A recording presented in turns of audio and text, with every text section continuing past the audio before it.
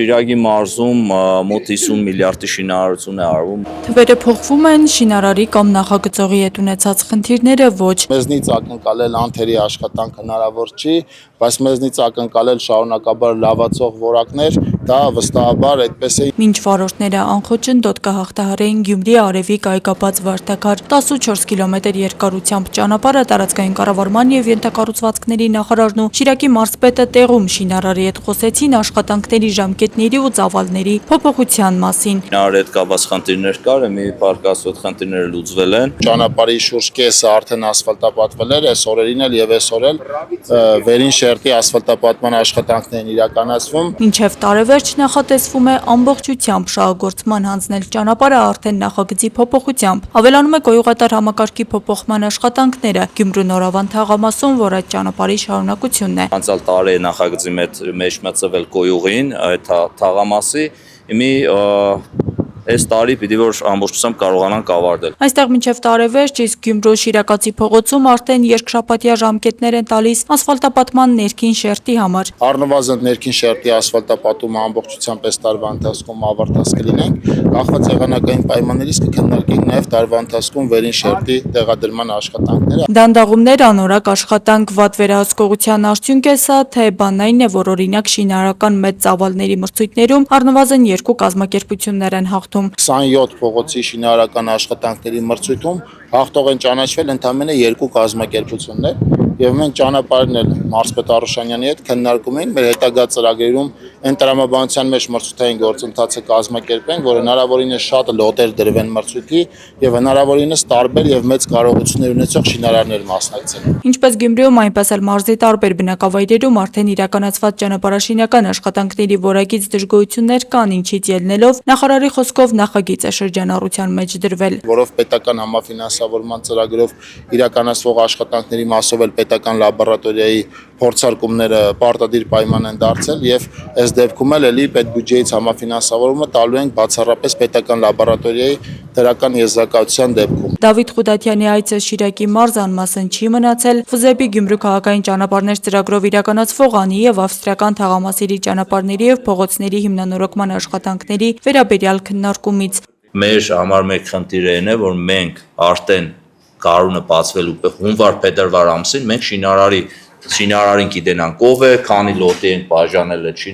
շինարարությունները, որ մենք գարունը բացվավ հնարավորություն եղավ թե չէ տեխնիկան մտնի ներս։ Մրցութային փաթեթները ենթադրվում են նոյեմբերի վերջ, արդեն մենք պատրաստ կունենանք մի հատ մրցութային փաթեթները կնայենք եւ համատեղ մեր արդեն հավանության արժանալու ֆիքսելու դեպքում կասենք, որ գնում ենք մրցութային գործընթացին ու դրա մասին կասենք։ Տարածքային կառավարման եւ ենթակառուցվածքների նախարարը լսել է պատասխանատուներին, քննարկել բարձրացրած հարցերն ու հանձնարարել ՎԶԵՊ պատասխանատուներին երրորդյա ժամկետում ներկայացնել առաջիկա անելիքների հստակ գրաֆիկը, ընդգծելով ժամկետներն ու գործընթացների տևողությունը։ 37 փողոցի մասին է խոսքը նախագիծը, ըստ առաջադրանքի եղել է 16 կիլոմետր այդ 37 փողոցը, սակայն գործընկերների հետ աշխատելուց այդ 16-ը դառել է 18 կիլոմետր։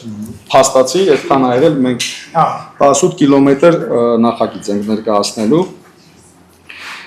Մեր մոտ այս պահին ընթացքի մեջ է ստորգետնյա ջրահեռացում, լուսավորություն, ոռոգման համակարգ ունենք, որ պետք է մտնի, ոռոգման համակարգը, հաղորդակցուղիները,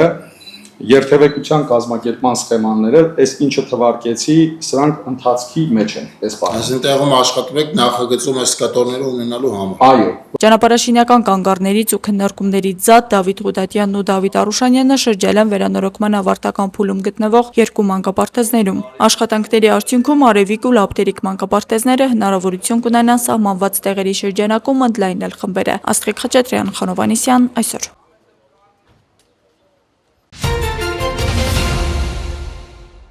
Գյումրիում իշխանապողության հնարավորության եւ համայնքի խոշորացման մասին շրջանառվող խոսակցություններին լրագրողների հետ զրույցում անդրադարձել է տարածքային կառավարման եւ ենթակառուցվածքների նախարար Դավիթ Խուդատյանը, նշելով, որ Գյումրիում իշխանապողության քաղաքական օրակարգը մնում է, սակայն համայնքի խոշորացման հարցը կառավարության կամ նախարարության աշխատանքային օրակարգում չկա։ Ոչ հարգելի գործընկերներ, կառավարությունում եւ տարածքային կառավարման եւ ենթակառուցվածքների նախարարությունում այդ թեմայով քննարկում չկա։ Խոշորացման թեման մեր համար ակտուալ է Հայաստանի Հանրապետության բազմաթիվ համայնքների մասով, մենք հիմա էլ կառավարության որոշման նախագիծ ունենք, որով պլանավորում ենք ուրեմն Արարատի մարզի Արարատ եւ Վեդի համայնքների միավորում իրականացնել եւ նաեւ ուրեմն Վանաձորի եւ Փամբակի միավորում իրականացնել։ Գյումրիի հետ կապված մենք միավորման հարց երբևէ չենք քննարկել եւ մեր այսպահին աշխատանքային օրակարգում նման հարց չունենք։ Մեզ համար քաղաքական մեծ կարեւորություն կա Գյումրիի հետ կապված եւ մենք ցանկացած հաջորդ պահի պատրաստվում ենք Գյումրիում ընտրություններով իշխանություն, քաղաքային իշխանությունը վերցնել, որովհետեւ այն բարձրացած խնդիրները, որոնց մասին ասացիք, դրանց զգալի մասը կապված է նաև համայնքային իշխանությունների կառավարության հետ ոչ համակարգված աշխատանքի մասով, ակնհայտ է, որ խզում կա, դրա մասին առաջի անգամ չի որ ասել ենք, բայց այդ խզումով հանդերձ մենք փորձում ենք նաև Գյումրիում չկանգնեցնել մեծ ծավալի շինարարական աշխատանքները, ընդհակառակը ավելի մեծ ծավալ հաղորդել դրան։ Այսօր տեղի ունեցավ կրթական տարվա ամփոփման ու առաջիկա անելիքների քննարկմանը նվիրված օգոստոսյան խորհրդակցությունը, որն ամենամյա ձևաչափով միավորում է Շիրակի մարզի դպրոցների ներկայացուցիչներին, մանկավարժներին եւ կրթության ոլորտի պատասխանատուներին։ Ներկա են եղել ԿԳՄՍ նախարարի տեղակալ Արաքսիա Սվաջյանը, Շիրակի մարզպետ Դավիթ Հարուշանյանը եւ ոլորտի այլ պաշտոնատար անձիկ։ Միջոցառման մեկնարկը տրվել է դպրոցականների կողմից տաղավարների ներկայացմամբ։ Յուրաքանչյուր տաղավար ներկայացնող դպրոցի տնօրենը խոսեց ուսումնական տարվա ընթացքում իրականացրած աշխատանքների, աշակերտական նախաձեռնությունների, տարբեր ծրագրերի շրջանակում կատարված աշխատանքների ու առաջիկա անելիքների մասին։ Տաղավարների շրջայցից հետո տեղի ունեցել ամփոփիչ խորհրդակցություն, որի ընթացքում անդրադարձ է կատարվել անցած ուսումնական տարվա արդյունքներին, դպրոցների կատարած աշխատանքներին եւ կրթական գործընթացում արձանագրված ձեռքբերումներին։ Մենք մասնակցում ենք կրթական էքսպոյին, որտեղ ներկայացնելու ենք դպրոցի կառավարման լավագույն գաղափար անվանակարգը եւ այստեղ կան այնպիսի գաղափարներ, որոնք արդեն ուսումնական տարվա ընթացքում եւ դրանից առաջ էլ կյանքի են կոչվել, իրականություն են դարձել։ Մենք խոսելու ենք մասնակցային ղեկի մասին եւ նաեւ գաղափարների տնակն ենք ցույց տալու, որտեղ զետեղված գաղափարների շնորհիվ, որոնք մեզ տրամադրում են դպրոցի շահառու կազմակերպությունները, ինքնավար մարմինները, կառավարման խորհուրդ, ծնող խորհուրդ, մեր շրջանավարտները, սովորողները եւ համայնքի ներկայացուցիչները, մենք այդ գաղափարները դարձնում ենք իրականություն։ Քննարկվել են դպրոցների գործունեության արդյունքները, աշակերտների քննական ցուցանիշները եւ կրթական գործընթացի ընթացքում արձանագրված ձեռքբերումներն ու խնդիրները։ Առանձին անդրադարձ է կատարվել առաջիկա ուսումնական տարվան։ Համակարգման արդյունք փոփոխություններ են տեղի ունենալու ու մասամբ նախարարության լիազորություններն ավելանում, մասամբ մարզպետարանի լիազորությունները։ Փոփոխությունը վերաբերում է նախագծային ուսուցմանը, դիտեք, որ տարեկան 1 անգամ էր պարտադիր պահանջը առնվազն, հիմա առնվազն կիսամյակում 1 անգամ է պարտադիր պահանջ, 7-ից 9-րդ դասարաններում ԿՏՃՄ առնվազն 1-ը, իսկ ավագ դասարաններում առնվազն 1-ը պարտադիր տարեկան պիտի լինի իր նախընտրած նպատակային ծրագրով ուսումնասիրվող առարկաներից։ Իհարկե նախագծային ուսուցման հետ կապված մենք բավական առաջընթաց ունենք եւ դպրոցները, ուսուցիչները բավական հմտացել են նախագծային ուսուցում իրականացնելու գործընթացում, բայց այնուամենայնիվ մենք որակական բավական լուրջ խնդիրներ ունենք եւ այս տարի պիտի կենտրոնանանք նախագծային ուսուցման բովանդակային կողմի վրա, որովհետեւ ֆորմալ կողմը արդեն լավ պատկերացնում են, որ ուսուցիչը պիտի ղեկավարի, պիտի պլան ունենա, պիտի հանդիպումներ ունենա։ Հանրապետության պետական չափորոշիչի մյուս կարևոր փոփոխությունը վերաբերում է ավագ դասարաններին։ Ինչպես նշեցի, դպրոցական բաղադրիչն է բավական մեծացել ավագ դասարաններում եւ հատկապես նպատակային ուսուցման հետ կապված պիտի խնդրեմ շատ ուշադիր լինել, որովհետեւ տարեցտարի իհարկե նկատելի է, որ մեր սովորողները ավելի լավ են կողմնորոշվում, թե ավագ դասարաններում ինչ մասնագիտական կողմնորոշում ունեն, ինչ առարկաներ կուզեն ավելի խորացված ուսումնասիրել։ Հետևաբար դպրոցում պիտի իրականացվի այնպիսի աշխատանք, որը կլինի թե արդյունավետ, բայց թե հետաքրքիր երեխայի համար։ Առավել կարևորում ենք 12-րդ դասարանի 2-րդ կիսամյակում նախագծային ուսուցման իրականացումը եւ արդեն սա պիտի լինի ոչ թե առարկայական նախագծային ուսուցում, այլ ավելի մետամակարդակի, ինչ որ ավելի կարևոր հիմնախնդիրներ վերցնելով, տարբեր առարկաների շրջանակում այդ երևույթը ուսումնասիրելով, դիտարկելով։ Ներկայացվել են նախատեսվող նոր ծրագրերը, կրթական գործընթացին վերաբերող փոփոխություններն ու նորությունները, ինչպես նաև այն ուղղությունները, որոնց վրա առաջիկայում կենտրոնանալու են դպրոցներն ու կրթության ոլորտի պատասխանատուները։ Մենք որոշ խնդիրներ ենք նկատում, բնութագրիչներով հաճախ երեխաներից սկսում են բնութագրել կիսամյակի վերջում, ինչը նշանակում է, որ տևական ժամանակ ծնողը հետադարձ կապ չի ունենում, այսինքն երեխան միավորներ տուն չի տանում, բայց ոչ էլ տեղեկատվություն է տուն տանում, թե որ առարկայից ինչ հաջողություններ, ինչ դժվարություններ ունի։ Եվ սա նշանակում է, որ ուսուցիչները ավելի մեծ հաճախականությամբ պիտի բնութագրիչներով երեխաներին բնութագրեն եւ ծնողներն էլ իրենց օրագրերում կտեսնեն, թե երեխան ինչ խնդիրներ ունի, ինչի վրա ավելի շատ կենտրոնանան եւ աշխատեն։ Նոր չափորոշիչի փոփոխության շրջանակում վերանայվել են նաեւ առարկայական ծրագրերը եւ չափորոշիչները, որոնք արդեն հրապարակված են եւ հասանելի են, եւ հաշվի առնելով, որ ուսուցիչները արդեն պիտի թեմատիկ պլանները կազմեն, պիտի առաջարկեն, որ ուշադիր լինեք, որպեսզի ուսումնասիրվեն նոր առարկայական չափորոշիչներն ու ծրագրերը, որպեսզի թեմատիկ պլանները դրանց համապատասխան մշակվեն։ Նման տարեկան ամփոփիչ եւ նախապատրաստական քննարկումները կրթական համակարգում հնարավորություն են տալիս ոչ միայն գնահատել անցած տարվա աշխատանքը, այլև նախանշել հաջորդ ուսումնական տարվա առաջնահերթությունները, հաշվի առնելով դպրոցների ձեռքբերումները, խնդիրներն ու նոր կրթական ծրագրերի ներդրման գործընթացը։ Ի դեպ, միջոցառման կարևոր հատվածներից մեկը կրթության ոլորտում իրենց աշխատանքով առանձնացած անձանց խրախուսումներ։ Շնորհակալագրեր են հանձնվել լավագույն ճանաչված դպրոցների տնօրեններին, մանկավարժներին, հոգեբաններին, ինչպես նաև դպրոցական կրթության շրջանակում տարբեր ուղղություններով աշխատանք իրականացրած մասնագետներին։ Գայնե Հովանիսյան, Ռայա Լազարյան, Հայկ Գաբրելյան, այսօր։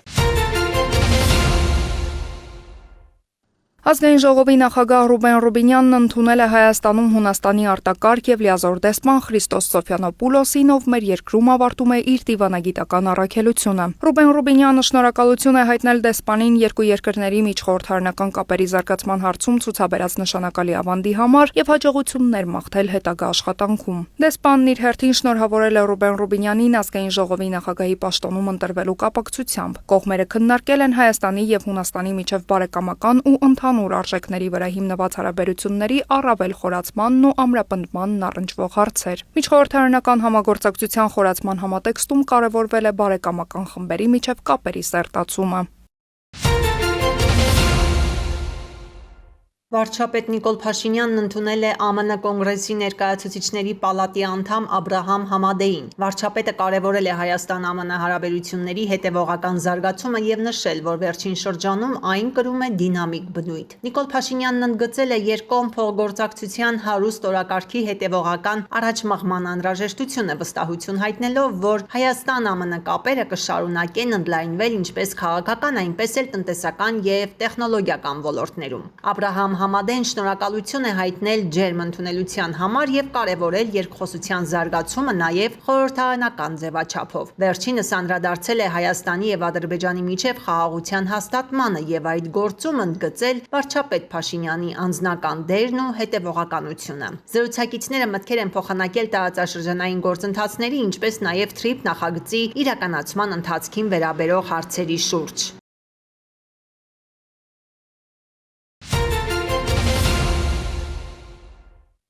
Ռուսաստանի ՊՆ-ն հայտնել է անցած գիշեր ուկրաինական շուրջ 800 սխոցելու մասին, ըստ գերատեսչության թիրախում են եղել Վոլգոգրադի, Վորոնեժի, Կալուգայի, Ռոստովի, Ռյազանի եւ այլ մարզեր, Կրասնոդարի երկրամասը, Ղրիմը, Ազովի եւ Սևծովերի տարածքները։ Ռուսական կողմը հայտնել է, որ Մոսկվայի մարզը ենթարկվել է վերջին 2 տարում ամենազանգվածային հարձակմանը, կան վիրավորներ, վնասվել են Wildberries-ի պահեստներից մեկը եւ այլ ենթակառուցվածքներ։ Միայն մայրաքաղաքի ուղղությամբ արձակվել է ավելի քան 600 ԹՍ, մի շարք օդանավականների աշխատանքը սահմանափակվել է։ Ուկրաինական ԶԼՄ-ները գրում են, որ թիրախում եղել է գլխավորապես Մոսկվայի մարզի էլեկտրացանցը, նշվում է, որ գիշերային հարվածների հետևանքով հազարավոր սպառողներ մնացել են առանց էլեկտրաէներգիայի։ Ռուսական ուժերն էլ հարվածել են Ուկրաինային։ Կիևում տագնապ է հայտարարվել, Խարկովի մարզում վնասվել են քաղաքացիական օբյեկտներ, կան զոհեր եւ վիրավորներ։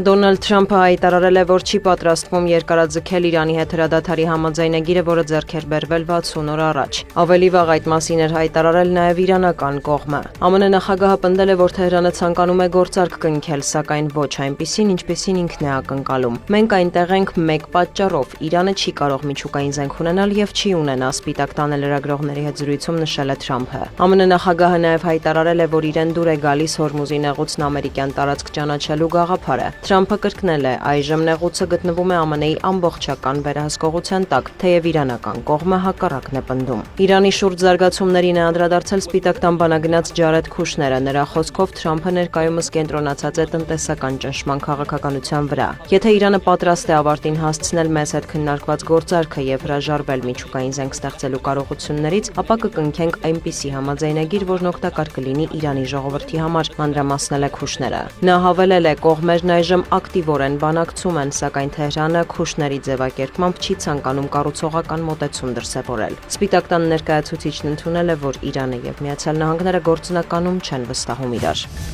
ԱՄՆ բանագնաց Ջարեդ Քուշները Համասի ներկայացուցիչների հետ հանդիպումից հետո քննարկումներ է ունեցել Իսրայելի վարչապետի եւ նախագահի հետ։ Օրակարգում է եղել Գազայի վերականգնման ամերիկյան ծրագիրը, որն իսրայելական կողմը չի ընդունում։ Քուշները եւ Բենյամին Նեթանյահուն զրուցել են մոտ 4 ժամ։ Ամերիկացի բանագնացն արդյունավետ է որակել ինչպես Նեթանյահուի, այնպես էլ Համասի ղեկավարության հետ հանդիպումը։ Կարող ենք առաջընթաց տեսնել արդեն առաջիկա 30 օրվա ընթացքում, ընդգծել է Քուշները, հույս հայտնել, որ Համասը մոտ ապագայում կզինաթափվի։ Սակայն Reuters-ի տվյալով Համասի եւ Իսրայելի միջև չի հաջողվում հասնել փոխզիջման։ Հրեական պետության ղեկավարությունը պնդում է, Գազայի վերակառուցումը չի սկսվի, մինչև պաղեստինյան խմբավորումը լիովին չզինաթափվի։ Մինչ այդ Ցահալը դուրս չի բերվի Գազայից։ Նեթանյահուի եւ Խաղաղության խորհրդի բանակցություններից հետո իսրայելական կողմն էլ տեղեկացրել է, որ պայմանավորվածություն է ձեռք բերվել ստեղծել աշխատանքային 2 խումբ։ Առաջինը կկենտրոնանա Գազայի զինաթափման եւ ապառազմականացման վրա, քանի որ մինչ այդ վերակառուցման մասին խոսելն անիմաստ է։ Իսկ երկրորդ աշխատանքային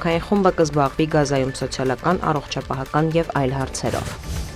Միացյալ Նահանգների եւ Թուրքիայի նախագահները հեռախոսազրույց են ունեցել։ Անկարայից հայտնում են, որ Դոնալդ Թրամփը եւ Ռեջեփ Էրդողանը քննարկել են երկկողմ հարաբերությունները, տարածաշրջանային եւ գլոբալ զարգացումները։ Էրդողանը նշել է, որ Իրանի եւ ԱՄՆ-ի միջև լարվածության պայմաններում չափազանց կարեւոր է առավելագույնս օգտագործել դիվանագիտությունը։ Նա հույս է հայտնել, որ բանակցությունները կշարունակվեն, ընդգծելով, որ Թուրքիան պատրաստ է այսուհետ աջակցել խաղաղության ջանքերին։ Էրդողանը նաեւ մտահոգություն է հայտնել, որ Գազայում խաղաղության գործընթացի երկրորդ փուլին Իսրայելն ինտենսիվացնում է պաղեստինցիների դեմ գործողությունները։ Մեկնաբանելով Պակիստանի եւ Սաուդյան Արաբիայի հետ ստորագրված Մեքքայի համաձայնագիրը, Թուրքիայի նախագահն ընդգծել է, փաստաթուղթը վկայում է տարածաշրջանում կարգու կանոնի եւ անվտանգության պահպանման հարցում այն ստորագրած կողմերի լուրջ տրամադրվածության մասին։ Դիանա Գասպարյան,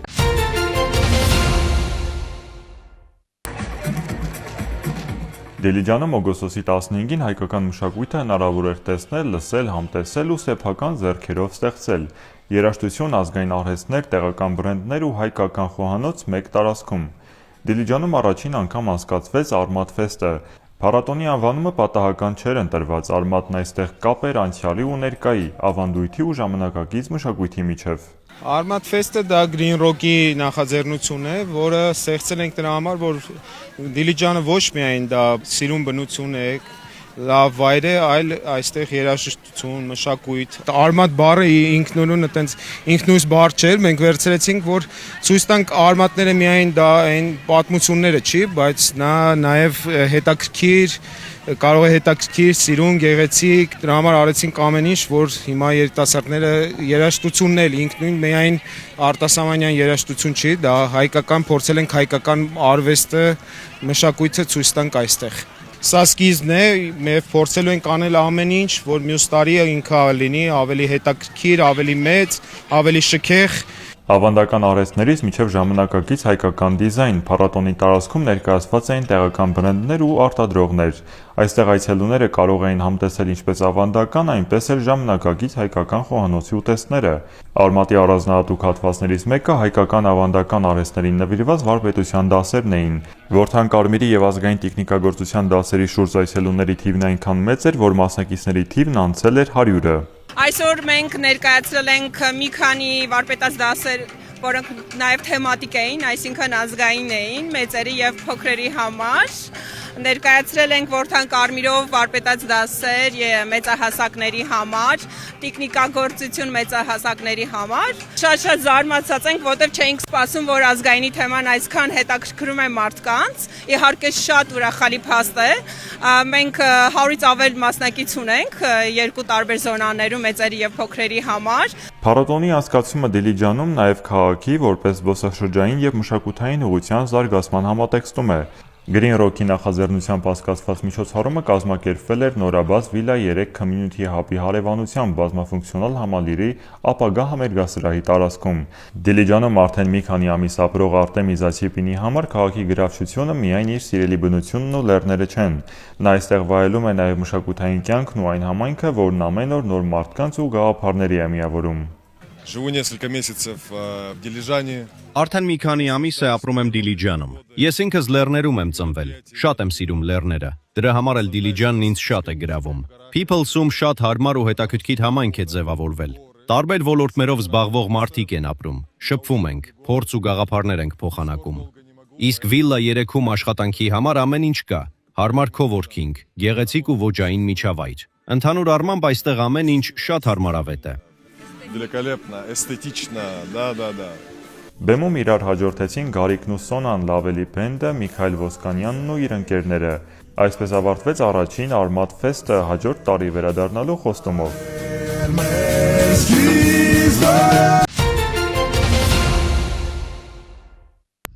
Մարտից մեկնարկել եւ ակտիվ ընթացքի մեջ է Գեղարքունիքի մարզի Ծովագյուղ բնակավայրի մշակույթի տան հիմնանորոգումը։ Ծովագյուղցի ճարտարապետ Սոս Մանուկյանի նախագծով կառուցված քաղաքատիպ շենքն անցյալ դարի 60-ից 70-ական թվականներին թարմ տեսք հաղորդեց գյուղին եւ դարձավ մշակութային իրադարձությունների կենտրոն։ Սակայն արդեն ավելի քան 3 տասնամյակ մշակույթի տունը չի գործում։ Ժամանակի ընթացքում շենքը քայքայվել էր։ Ժամանակին եղել է բավականին աշխուժ, բավականին հետաքրքիր միջավայր է ունեցել, սակայն տասնամյակներ շարունակ պայմանավորված հիմնանորոգման աշխատանքներ չկատարելով, կարծես թե լքված տարածք է եղել։ Այն խնդիրը, որ մենք տարիներ շարունակ բերում ենք եւ ասում ենք, որ ժամանցի եւ հանգստի համար անհրաժեշտ է ունենալ եւս մեկ կառույց, այսօր դառնում է իրողություն։ Մշակույթի տան հիմնանորոգումն իրականացվում է 2025 թվականին հաստատված սուբվենցիոն ծրագրով։ Կառավարությունն ու Սևան համայնքը հավասար շուրջ 126 միլիոն դրամ են հատկացրել շինարարությանը։ 1296 քառակուսի մետր տարածքով շենքի ներսում կատարվում են քանդման, ձևափոխման եւ հարդարման աշխատանքներ։ Հենց հիմա կատարվում է ջերմության համակարգի աշխատանքները, իրականացվում է ջրահեռացման աշխատանքները նախատեսված, ինչպես նաև օդափոխության համակարգն է նախատեսված իրականացնել։ Հիմնականում գաջի սվաղն է, ամենաժամանակատար պրոցեսն արդեն ավարտել ենք, մնացած հարդարման աշխատանքները եւ հատակի պրեսգրանիտով խփում են։ Հիմնանորոգված շենքը ծառայելու է ոչ միայն մշակութային միջոցառումների անցկացմանը, այլև երեխաների գեղագիտական կրթությանը։ Գործելու են տարբեր խմբակներ, մարզադահլիճ, երկրորդ հարկում էլ կբացվի հանդիսությունների սրահ։ Դպրոցի դահլիճում է իրականացվել միջոցառումները, քանի որ մշակույթի տուն չենք ունեցել երկար ժամանակ։ Նախկինում գործել է, բայց երկար տարիներ չի աշխատել։ Բացի այդ, մինչև այս ծրագիրը որոշակի աշխատանքներ իրականացվել են բետոնային ամրացման աշխատանքներ, տեղադրվել են պատուհաններ, բայց ոսոր կիսատ էր ամեն ինչը, իսկ հիմա արդեն կհասնի իր բուն ավարտին։ Երեխեքը զբաղվել տեղ չունեն, կամ այդ ֆուտբոլ տաշն են, գնում զբաղվում, կամ չես իմանում, ինչով են երեխեքն զբաղվում, եթե մի տեղ զբաղմունքի առարկա չի լավ։ Մշակույթի պալատը, երեխեքը կանի երկու պարա, շախմատ, այդենց խաղեր։ Նախատեսվում է, որ մշակույթի տան հիմնանորոգումը կավարտվի այս տարվա սեպտեմբերին։ Անահիտ Կարյան, Սարգիս Ալավերդյան, Քյավառ հեռուստաընկերություն։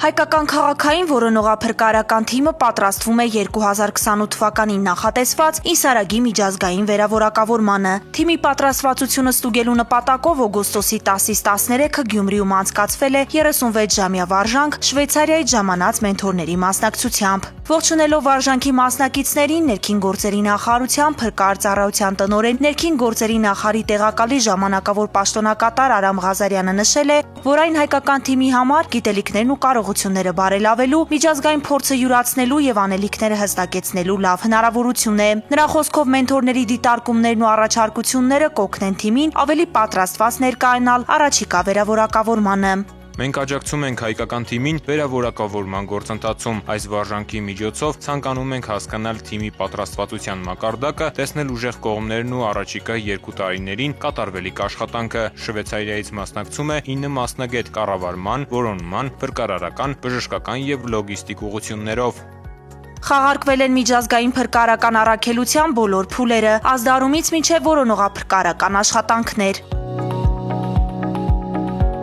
Աղետը պայմանական էր, սակայն առաջադրանքները, պահանջներն ու գնահատման չափանիշները իրական։ Որոնողափրկարարական թիմը ստեղծել է ընդունման եւ մեկնման կենտրոն, շտաբ եւ ժամանակավոր բազա։ Տարբեր տեղամասերում փրկարարական ծառայողները հետախուզական եւ որոնողափրկարարական աշխատանքներ են իրականացրել։ Խաղարկվել են նաեւ միջազգային թիմերի ընդունման, գրանցման եւ նրանց աշխատանքների համակարգման գործողությունները։ Մեր մենթորները գնահատական են տալու, թե մեր թիմը ինչքանով է պատրաստ 28 թվականի վերավորակավորման։ Մենթորները հետևել են, թե ինչպես են փրկարները որոշումներ կայացնում, կազմակերպում որոնողափրկարարական աշխատանքները, ապահովում բժշկական օգնությունն ու կիրառում անհրաժեշտ սարքավորումները համագործակցելով միջազգային թիմերի հետ։ Վարժանքն անցկացվում է 160 կետից բաղկացած հատուկ ստուգաթերթով, գնահատում ենք հայկական քաղաքային որոնողափրկարարական թիմի գործնական եւ կառավարման կարողությունները, միջազգային համագործակցության պատրաստվածությունը, ինչպես նաեւ 36 ժամ տևողությամբ վարժանքը կազմակերպելու եւ կառավարելու կարողությունը։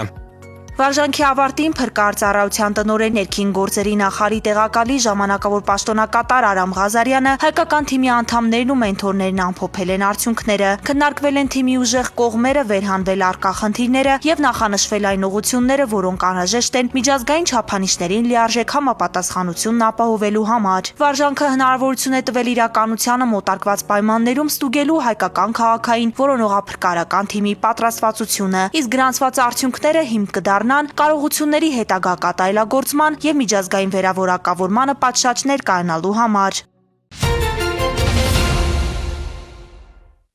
Օգոստոսի 17-ին սոցիալական ցանցերից մեկում տեսանյութեր հրապարակվել, որտեղ երևում էր, որ Էջմիածին Երևան ճանապարհին մի խումբ անձինք հասարակության նկատմամբ դրսևորելով անհարգալից վերաբերմունք, վիճաբանում, հայոյում ու հարվածում են իրար։ Համայնքային ոստիկանության Վաղաշապատի բաժնի ծառայողները օպերատիվ հետախուզական միջոցառումների արդյունքում պարզել են, որ վիճաբանություն ծեծկրտուկը տեղի է ունեցել Էջմիածին Երևան երթուղայինի վարորդի, կարգավարի եւ ուղևորի միջև։ Երթուղայինի 72-ամյա վարորդը եւ 39-ամյա կարգավարը Էջմիածին քաղաքի Խորենացի Աղրամյան փողոցների խաչմերուկում հայտնաբերվել, ձերբակալվել եւ տեղափոխվել են համայնքային ոստիկանության Վաղաշապատի բաժին, ապա կազմված փաստաթղթերի հետ ներկայացվել նախաքննական մարմին։ Ձեռնարկվում են միջոցառումներ ուղևորի ինքնությունը պարզելու եւ հայտնաբերելու ուղղությամբ։ Ոստիկանների օպերատիվ արձագանքման արդյունքում նաեւ կանխվել են հնարավոր զարգացումները։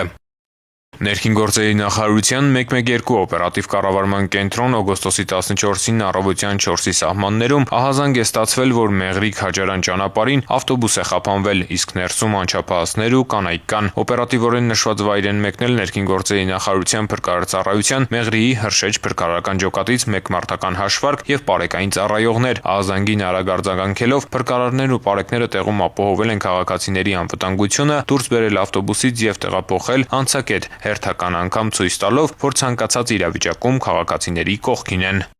Հուլիսի 28-ին համայնքային ոստիկանության Արտիկի բաժնում հաղորդում տվեց սահմանափակ պատասխանատվության մի ընկերության տնօրեն։ Գիշերը քարհանքից գողություններ կատարվել։ Արտիկի եւ Անիի քննչական բաժնում նախաձեռնվեց քրեական վարույթ։ Համայնքային ոստիկանների ձեռնարկած միջոցառումներն արդյունք տվին օգոստոսի 5-ին։ Գիշերվա ժամը 4:20-ին նույն քարհանքից փախոստի դիմելիս ձերբակալվեց ու բաժին տեղափոխվեց Վանաձորի բնակիչ 43-ամյա մի տղամարդ, իսկ Եղեգնուտ գյուղի բնակիչ 37-ամյա ընկերը ձերբակալվեց Մարալիկ Արտիկ ճանապարհին եւ իր վարած մեքենայով հանդերձ նույնպես տեղափոխվեց բաժին։ Նրանք խոստովանեցին, որ հուլիսի 28-ի գողությունն իրենք են կատարել։ Հետագա միջոցառումներով եւ քննչական գործողություններով պարզվեց, որ տղամարդիկ գողություններ են կատարել եւս 5 քարհանքերից։ Գողացել են արդյունաբերական եւ էլեկտրահաղորդակցության նյութեր, իսկ գողություններից մեկի ընթացքում նաեւ մտել էին պահակատուն եւ գողացել կենցաղային տեխնիկա։ Պատճառված վնասի ընդհանուր չափը գերազանցում էր 3.300.000 դրամը։ 43-ամյա տղամարդը կալանավորվել է, իսկ 37-ամյա տղամարդու նկատմամբ խափանման միջոց է կիրառվել տնային կալանքը։ Նախաքննությունը շարունակվում է։